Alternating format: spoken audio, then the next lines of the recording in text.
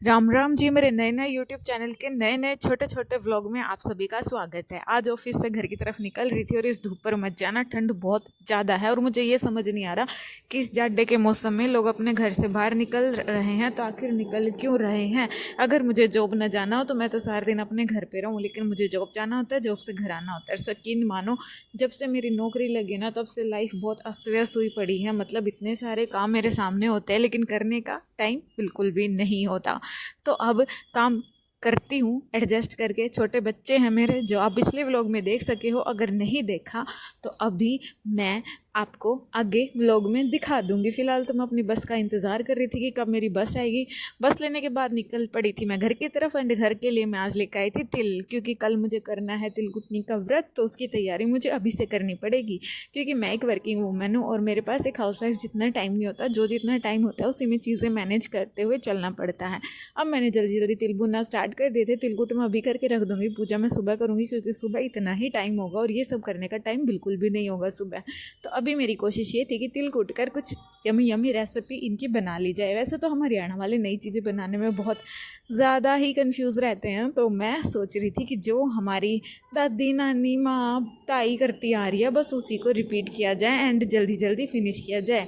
तिल मैंने भून के रख दिए थे ताकि वो थोड़े ठंडे हो जाएं, उसके बाद मैं उनकी रेसिपी बनाऊंगी। ये है मेरा बेटा और इसके अभी सर्दियों की छुट्टियां चल रही है। कितने लक्की होते हैं ना बच्चे। तो मैंने घर पे आते ही इसे काम पर बिठा दिया था और ये तिल भी मैंने ठंडे होने के रख दिए थे। जब तक ये थोड़े ठंडे होते हैं, नॉर्मल टेम्परेचर पर आते हैं, तब तक मैं अपनी सब्जी बना लेती हूँ। और देखा, पलक झपकते ही मेरी सब्जी भी बनकर रेडी थी। लेकिन मुझे किचन पूरा समेटना था जो झूठे बर्तनों से भरा पड़ा था।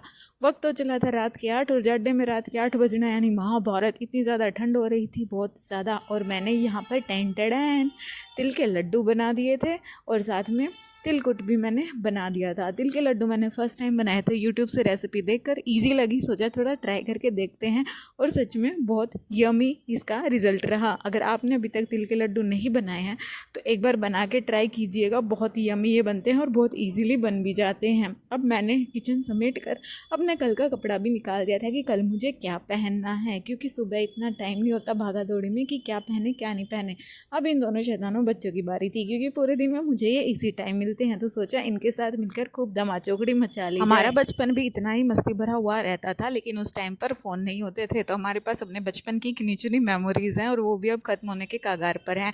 तो यहाँ पर जितना हो सकता है मैं अपने बच्चों के बचपन को कैमरे में कैद करने की कोशिश करती हूँ, क्योंकि वक्त गुजर जाएगा, बच्चे बड़े हो जाएंगे, लेकिन हमारे पास सिर्फ यादें रह जाएंगी। और बच्चे तो सबसे जल्दी बड़े होते हैं। मतलब सीडीपी में मैंने पढ़ा है कि बच्चों में सबसे ज़्यादा ग्रोथ देखने को मिलती है। तो मैं अपने बच्चों के साथ बिताए भी कोई भी पल वेस्ट नहीं करना चाहती। तो यहाँ पर मैंने अपने दोनों बच्चों के साथ करी खूब सारी मस्ती, क्योंकि पूरे दिन में मम्मी इन्हें रात को ही मिलती है। अब भले ठंड हो या गर्मी हो, माँ का प्यार कैसे रुक सकता है। तो हमने करी खूब सारी मस्ती, फिर हम सो गए थे।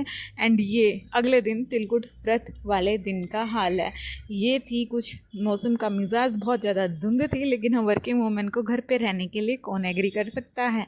तो मैं निकल पड़ी थी इस धुंध में धुरंधर बन के अपने ऑफिस की तरफ।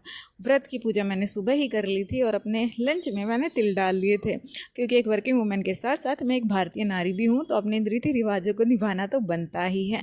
आज का छोटा सा व्लॉग कैसा लगा आपको, ये मुझे कमेंट सेक्शन में ज़रूर बताइएगा। और हाथ जोड़कर निवेदन है, चैनल को लाइक कीजिए, सब्सक्राइब कीजिए और कमेंट करना ना भूलेगा। मिलती हूँ ऐसी ही मज़ेदार वीडियो के साथ आपसे नेक्स्ट व्लॉग में। तब तक के लिए जय बाबा की।